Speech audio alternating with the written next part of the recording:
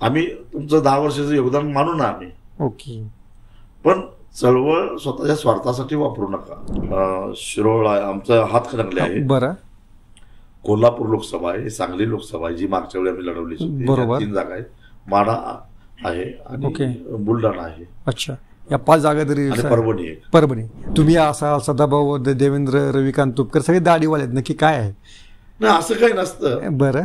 पण मला असं वाटतं की जो बंडखोर असतो त्याचा कल थोडासा जरा दाढी राखण्यामध्ये असतो. आम्ही गेल्या आठवड्यात सदाभाऊंची मुलाखत घेतली होती, तर ते म्हणजे माझी चौकशी करण्यासाठी एक युनोची समिती राजू शेट्टींनी नेमली. पण ज्यांनी माझी चौकशी केली ते सुद्धा शेतकरी म्हणजे राजू शेट्टींसोबत नाही आहेत. तर असं त्यांना विचारा म्हणे तुम्ही प्रश्न, असं का राजू शेट्टींचं का व्हावं असं. हा ज्याचा त्याचा प्रश्न आहे. आणि त्याने एक थोड्या बाबाचं वर्णन केलं की चळवळीमध्ये नेत्यांनी आई व्हायचं असतं आणि मायेची काय चादर पांघरायची असते, पण राजू शेट्टी बापाची शिस्त लावायला गेले विनाकारण, असं त्यांचं मत होतं. तर त्याबद्दल खरोखर एकदा थोडंसं माझी काम करण्याची पद्धत अशी आहे, मी स्वतः जसं वागतो तसं इतरांनी वागावं अशी अपेक्षा. ओके. आणि त्यामुळं शेवटी त्याशिवाय चळवळ पुढे जात नाही. ओके. वैचारिक निष्ठा ही पाहिजेच. अच्छा.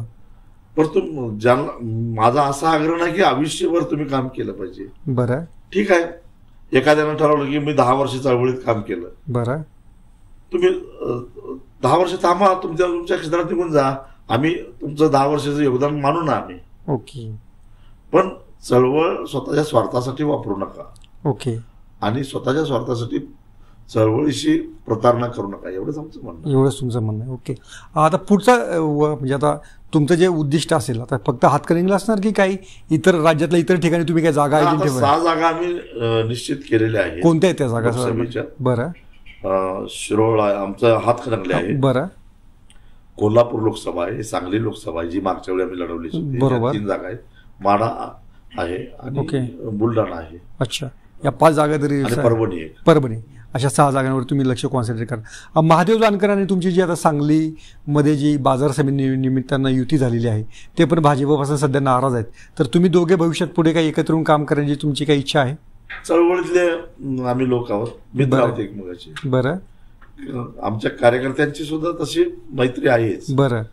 त्यामुळं सांगलीत काय झालं, एक भाजपचं पॅनेल, बरं, एक राष्ट्रवादीचं पॅनेल, काँग्रेस राष्ट्रवादीचं, आणि राहिलेले आले म्हणून माझा आणि महादेव जानकरांचं फोटो आपलं टाकले. Okay okay okay. मग आम्ही नेहमीच प्रस्थापितांच्या विरोधात असतो.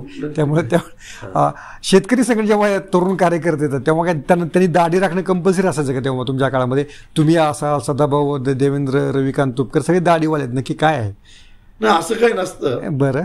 पण मला असं वाटतं की जो बंडखोर असतो त्याचा कल थोडासा जरा दाढी राखण्यामध्ये असतो. अच्छा, त्यामुळे जरा थोडंसं ते असू शकेल.